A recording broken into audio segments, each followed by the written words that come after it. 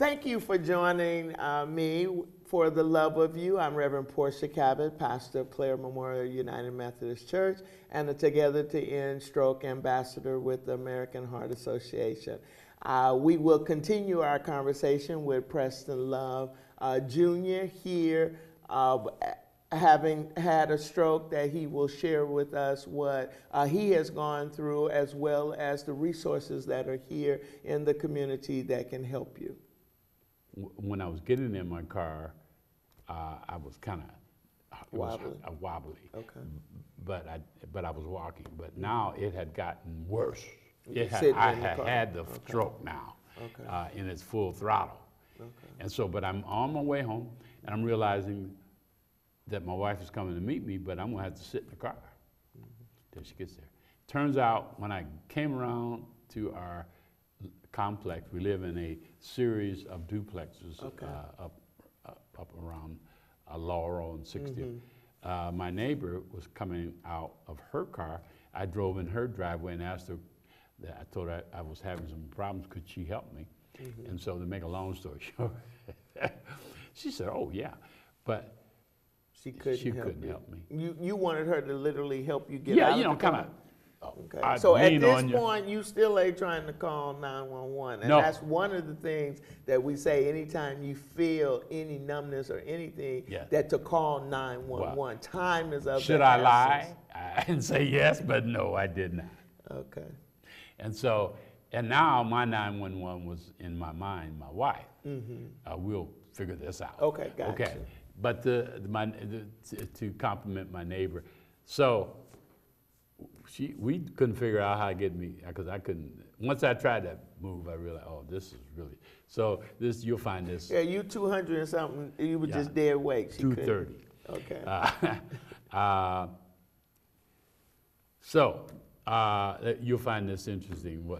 So I gave her my keys to my house. I said, go in my house, get my kitchen chair, which rolls. Roll it out. You are still trying to be in control and figure out. Yes. So your mind was still working. Yeah, my mind was coming up with stuff. Of how you gonna get in this house. So she did. And it was a struggle, but I was able to transfer from my car to that, and she rolled me in my house. Bless you. But when my wife gets what women do. My wife, so I'm there for a while. She leaves. My wife is coming. Okay. And so, but I can't do anything. I cannot transfer from that chair to my couch. So you just sitting in this chair until your wife comes. Yes. And so time is passing on. Time, So when Mother Parker gets there, does she call 911 or take you to the hospital? Her reaction, and I agreed, was we don't even have time to do that. Okay.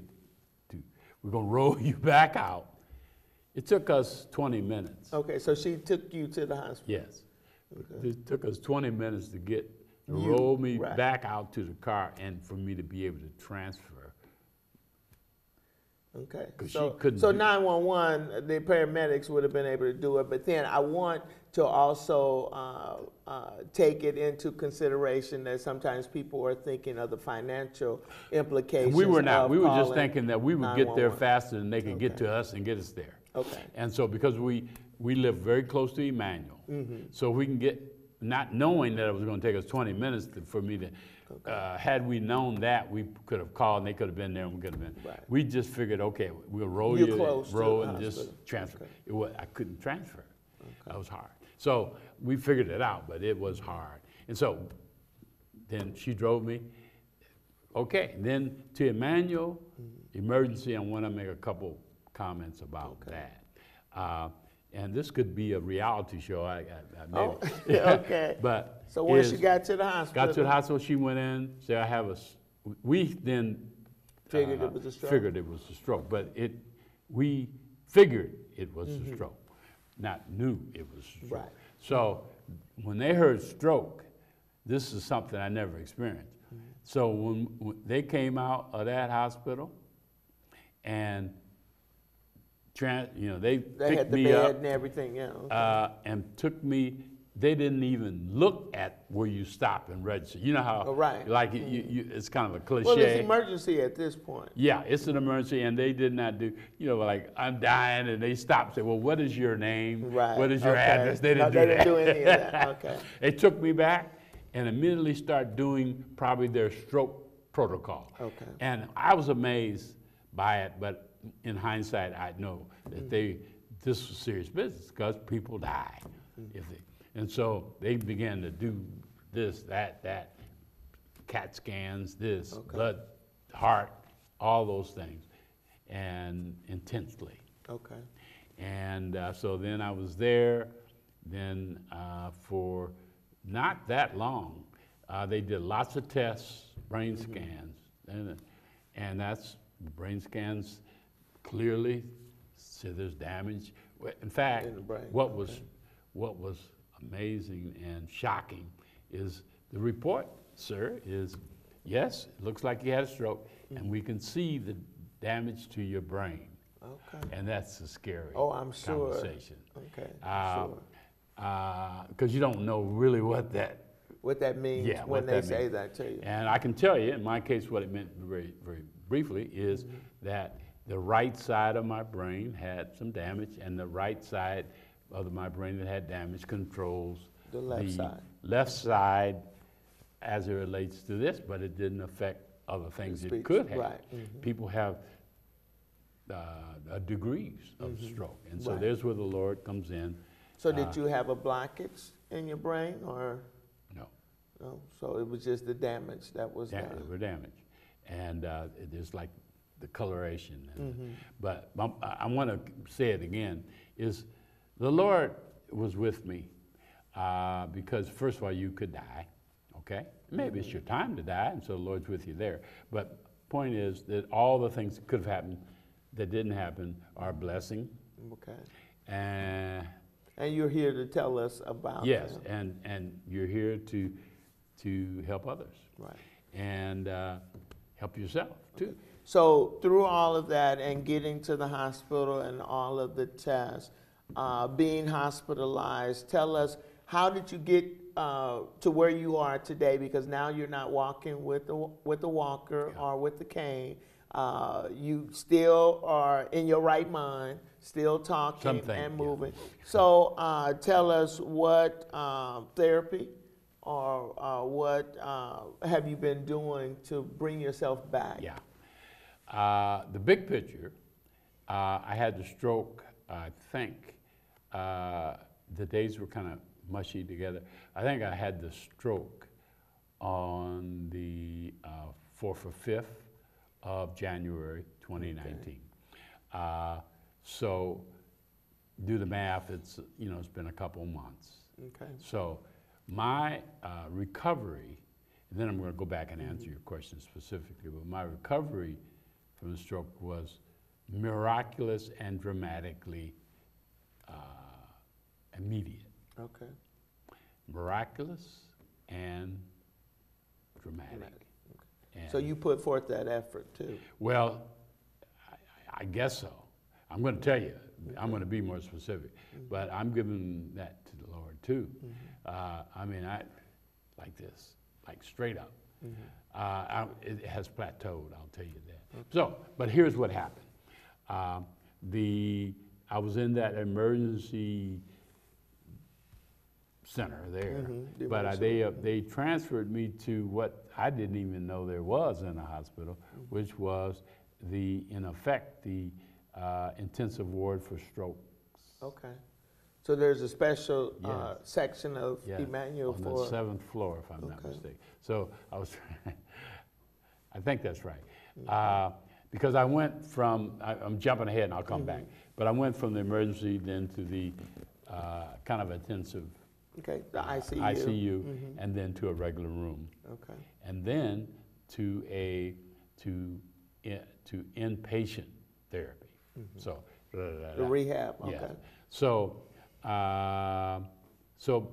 but the time, the same day, I was out of the quote emergency, continually getting tests and stuff. They knew what it was. They knew they needed. They put me in the ICU. ICU. ICU. Not, and it's different from the other part of the hospital ICUs. It's a different floor. Okay.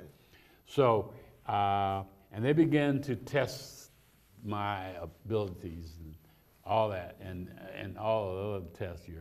You know where you are. Do you know what city? You know why you're here? Things like that. And it's sobering. Okay. Sobering. And so you were a good patient at that point. You were answering questions and doing whatever they asked. And pretty much on my game, if you want. Okay. But when they ask you, you realize that they're asking me. So there's a possibility I might not know that. I don't know if that comes out right. Right. But yeah. Right. No, they want to see what you know. Yes. I mean, they asked me, you know your birthday?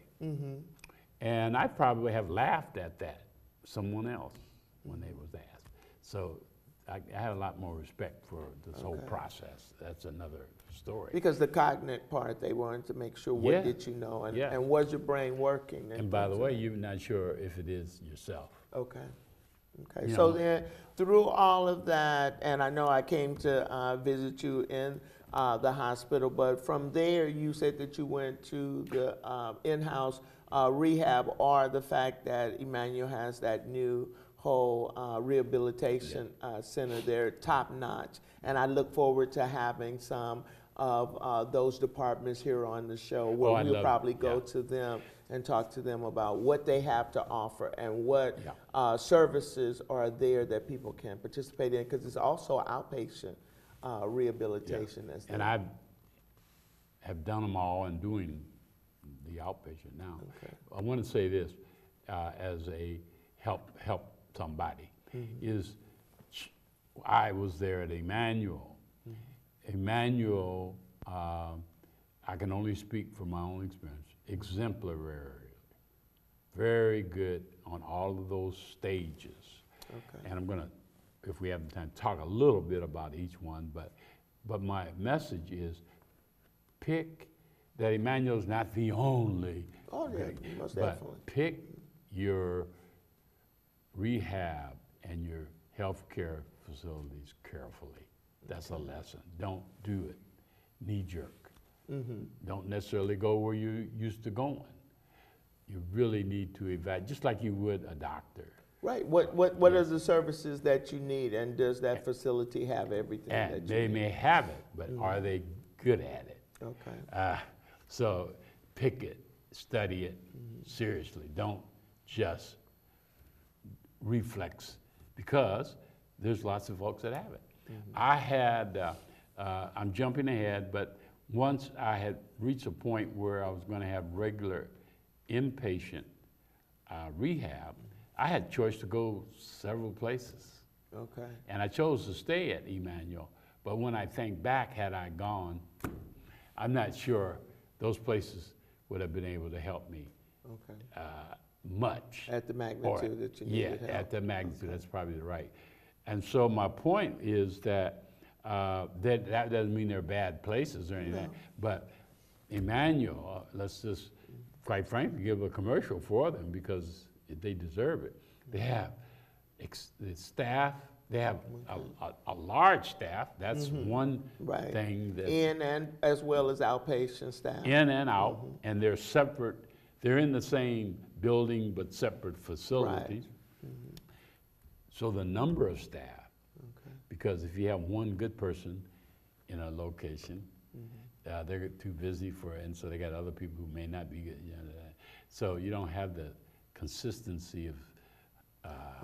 That's my point. So that's the first thing. Secondly, it'll take your breath, is the level of study and options and equipment and high-tech approaches to the latest studied and even experimental things to improve you.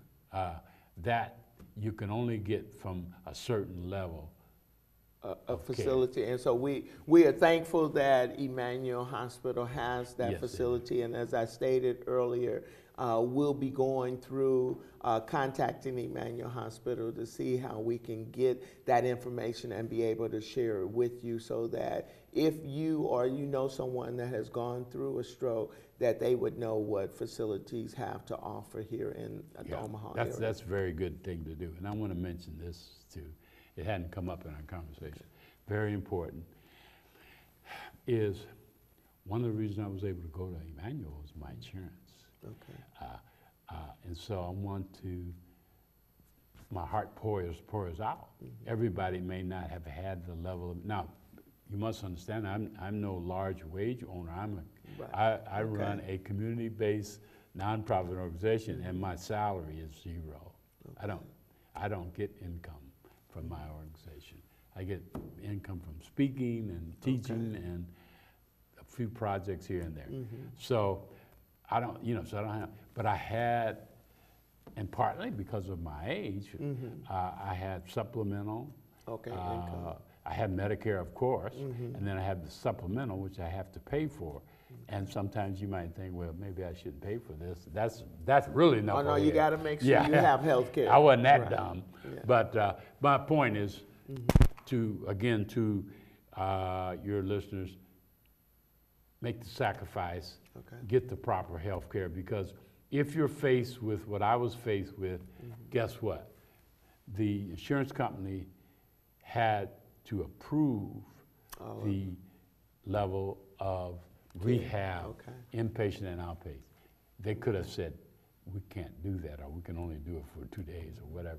And it would have impacted the curve for my. That's true, and so we have to make sure that people have health care, even though we've been fighting for those who do not have health care, those who are under insured, and so we've got to make sure. It's a big part of our community, very much Pastor, because we're low income, poverty stricken. We have the state which has fought the Medicare expansion, and even now that it's been approved by the voters, are still fighting the implementation. And where the money's going to come from. We need to be active on that. We definitely have to be active and involved. But we have a high propensity to get strokes and heart diseases. And so we have to do the things individually and collectively to make sure that our community has the proper health care, because it comes back to help you or haunt you. Right. And part of my story that really I haven't told is the fact that my insurance was able to be my safety net. And I would have had some care, but it wouldn't have been the same, and my improvement was not going to be the same. And that's the part that we have to continue to advocate for and work with healthcare facilities to make sure that they're not turning anyone away. That's right. That we are working on, because we need the top-notch facilities in our community, but we also have to share in those. Because of the health disparities that African Americans or minorities have a high risk of having. Want to also acknowledge that the Black Family Health and Wellness health fair will be on Saturday, March the 30th, and it's free from, I believe it's from 8 to 12 down at North High School, that if you don't have health insurance and you need to get checked up, that you can go there for free, and then they can help you get connected with a healthcare facility. Surely wish I would have interacted with him early enough for me to participate in that and be some sort of a resource or something for that, but surely next year I probably will. Let me give a quick praise report on my recovery, which was part of your question. And so after the intensive care and then on to inpatient rehab, actually moved from my room to another room on the floor that we have the rehab. And so intensive. Let me just mention. 2-3 times a day for rehab? Yes, 2-3 times a day. I had speech therapy, and I'll tell you about that, because you say, well, you didn't, occupational therapy and physical therapy. Speech therapy is a pretty wide umbrella. If you needed it, you would be working on speech. Okay. But speech, the brain part of the speech, coordination, all those things. So speech therapy was broader than just talking. Okay. And so it did that and got a lot from that. Occupational therapy is focused on the things, getting dressed. Right, your everyday activities, taking care of yourself. And I still need help on that. Great improvement. Getting dressed, buttons, right. tying your shoe. Oh man. Things that we take for granted. Yes, I still have trouble on some of these. Okay. And then lastly, physical therapy, which is primarily your ability, your balance, your walking.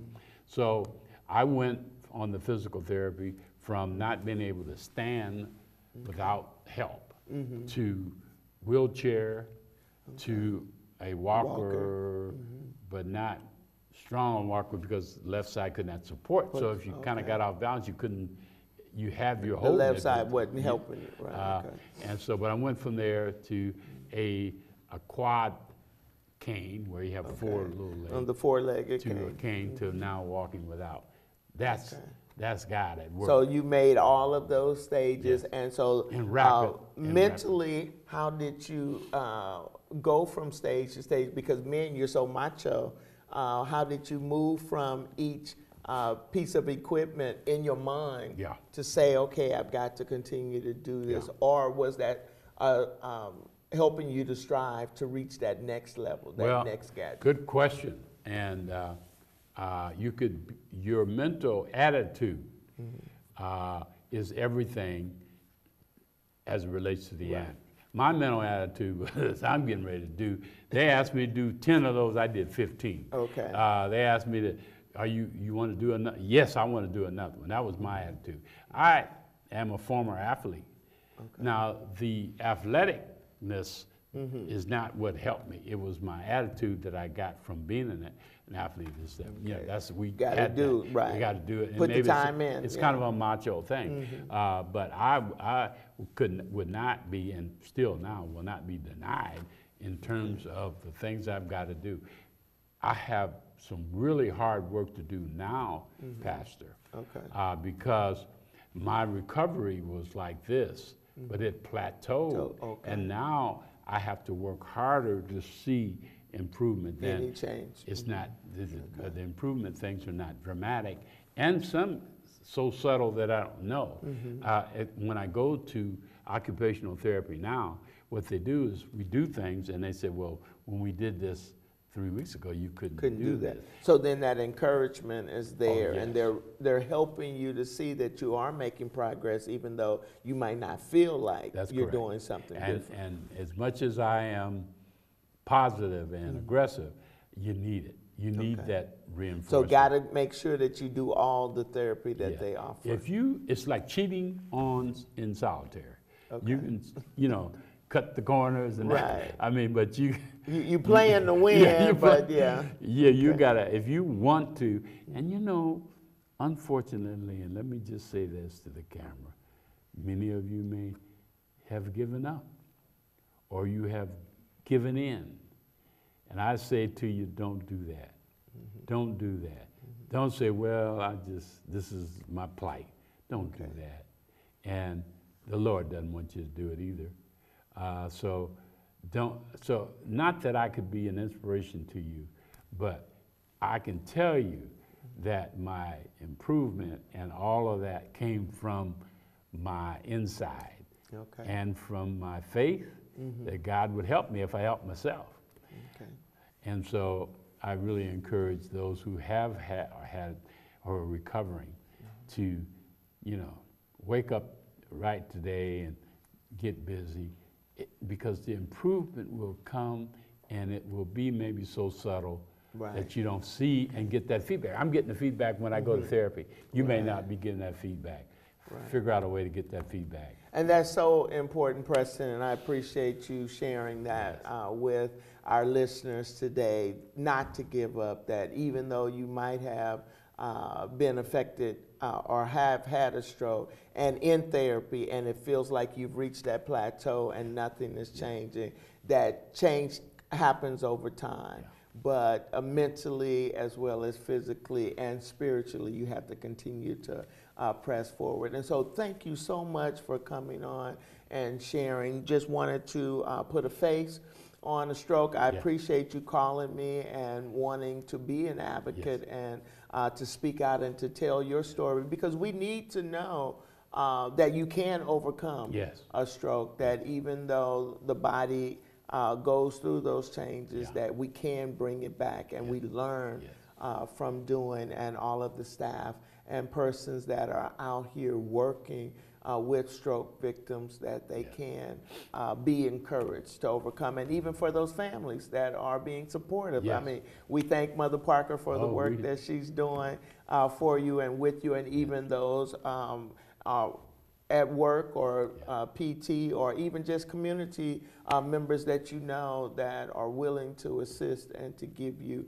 but that people have to begin to believe in themselves and to put forth every effort. And so that's why we do this show, For the Love of You, to let you know that you are indeed important, that we want to make sure that we give you every means of the resources that we know are here in the city, and to help and encourage you along the way. So continue to tune in For the Love of You. We will look into and walk in the steps and go to Emmanuel Hospital and see all of the facilities that have worked with Preston, as well as at the University Med Center or Nebraska Medicine. We've had the speech pathologist. We will have a nutritionist come in, someone from Madonna Rehabilitation. There are so many resources out here, and so I want to make sure that I bring them to you. So thank you. Continue to tune in to For the Love of You. Every opportunity we get, we want to inform you that you might be well informed how to help yourself. Thank you.